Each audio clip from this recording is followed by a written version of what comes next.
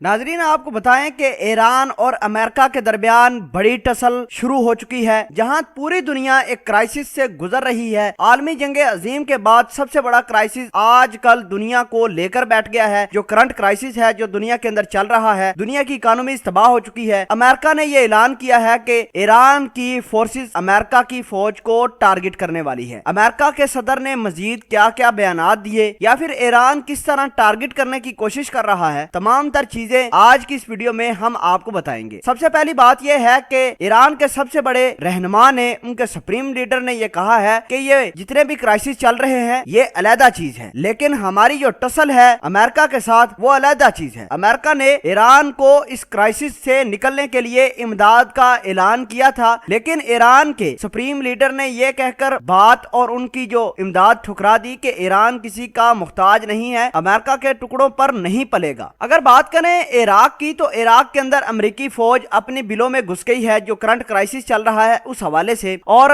Operation ना होने के बराबर है इराक के अंदर। अब अपॉर्चुनिटी मिल गई है मिलिशियाज को इराक के अंदर के अमेरिका के फौजी तंसीबात को आसानी से टारगेट करें।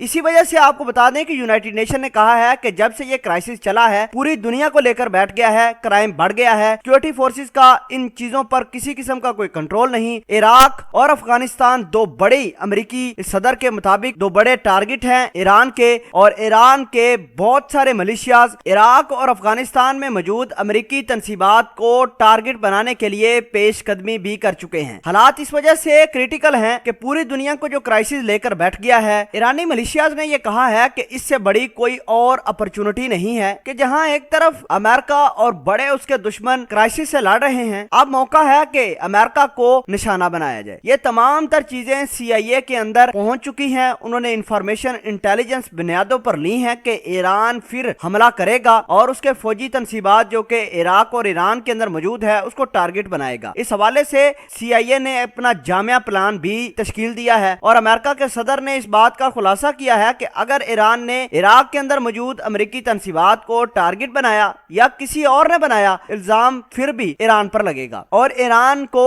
इस तमाम तर चीज का खामियाजा भुगतना पड़ेगा। ईरान के जो आला हुकाम है उन्होंने एक मीटिंग भी डिस्कस की है, उसका भी अमेरिका के सदर को पता चल गया है कि हालात अब क्रिटिकल अमेरिका के लिए होंगे। आपको बताएं कि अमेरिका की जो ऑयल की कंपनीज हैं वो बिल्कुल तबाही के तिहाने पर खड़ी हो चुकी हैं। सऊदी अरेबिया से जो ऑयल जाता था आबनाए हरमज से पास होकर अमेरिका या फिर यूरोप के तरफ, तो वो भी आजकल बहुत बड़े क्राइसिस का शिकार हो चुका है। अमेरिका के पास तेल है नहीं, वो अपनी मशीनरी को चला पा नहीं रहा। इस वजह से अमेरिका के जितने भी फौजी हैं वो मखसूस तरीके से अपने ऑयल टैंकर को आबनाए हरमज से पास करवाते हैं और हमेशा डरे रहते हैं कि ऐसा ना हो कि ईरान की जानब से कोई मजाइल आए और उनके ऑयल की तंसीबात, जो ऑयल टैंकर है और उनके फौजी बेड़े जो साथ होते हैं उनकी सिक्योरिटी के लिए, वो तबाह बर्बाद हो जाए। तो दोस्तों, इस वजह से अमेरिका के सदर ने यह कहा कि अगर ईरान ने किसी भी हमारी तंसीबात को टारगेट किया, हमारे फौजियों को मारा, आबनाए हरमज रोकी या फिर कोई और डेवलपमेंट हमारे खिलाफ की, तो ईरान को उसका खामियाजा भुगतना पड़ेगा। बहरहाल ईरान इन तमाम तर चीजों से कासर है। ईरान के सुप्रीम लीडर आयतुल्लाह खामनेई ये भी कह चुके हैं कि हमें किसी की परवाह नहीं, अमेरिका या पूरी दुनिया क्राइसिस में जाए या जो भी हो, हम अकेले लड़ेंगे और लड़के दिखाएंगे। इसका खामियाजा उसको भुगतना पड़े या ना भुगतना पड़े, वो अपने रिसोर्सेज इसके अमल में लाएंगे और पूरी दुनिया को दिखाएंगे कि वो अमेरिका के मुहताज नहीं है।